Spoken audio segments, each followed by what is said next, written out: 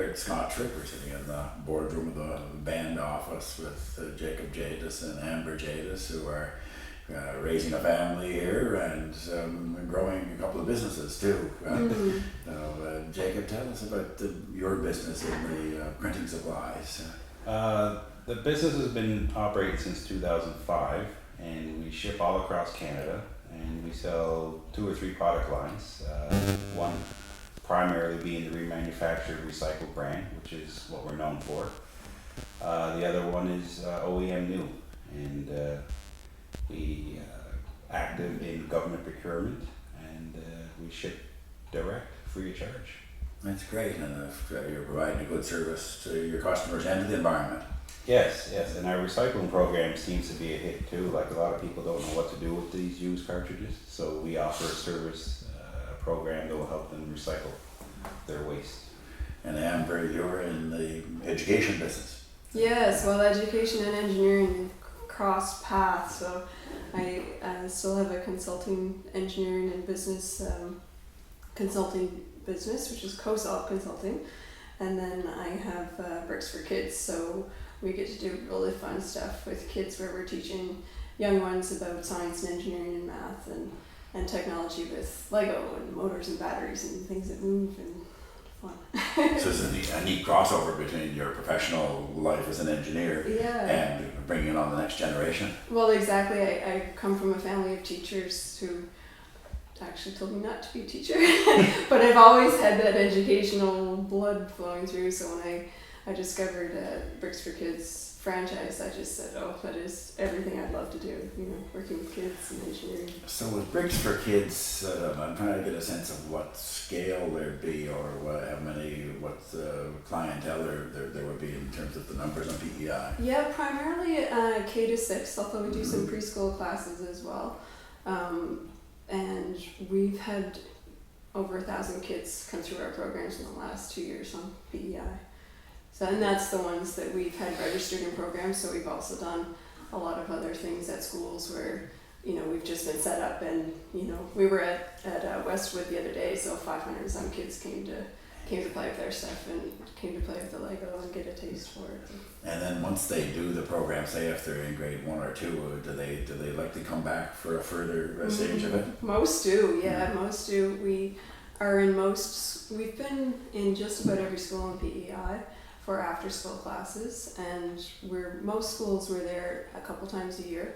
So we do 6-week after school sessions or some in-school workshops, and most people who've come to our programs come back for a few years. By the time they get, 11, 12 years old, they know. Some of them sort of start to grow out of the Lego phase. Some never do. And this is a great, of course, combination of 2 businesses, and you share some overhead, do you, Jacob? Yeah, we share some small operational costs, for sure. We print quite a bit. all our instructions and things that we use, we print, so there's a bit of crossover. Yeah. And how many would you have, in addition to yourself, who would be working with you? There'd be just me and the office manager. Right. And then you're running about the same scale? Yeah, I have a full-time, she's a Bachelor of Education, she's a teacher, and a few part-time teachers, so I get some part-time staff to help me cover the far ends of the island. And you've got a young family yourself, or we have a just turned 3-year-old and a soon to be 6-year-old. Right, and so they're able to be a sort of a test group for some of your Bricks for Kids work. Well, they have more than enough Lego. My little guy, when I started the business, when I was pregnant with him, so he's grown up being told not to eat the Lego.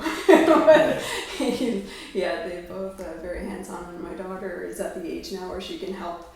We got to sort the kits and we have to get this stuff ready, and she likes to be engaged and help, and she comes with me to a lot of my programs and likes to be, my assistant.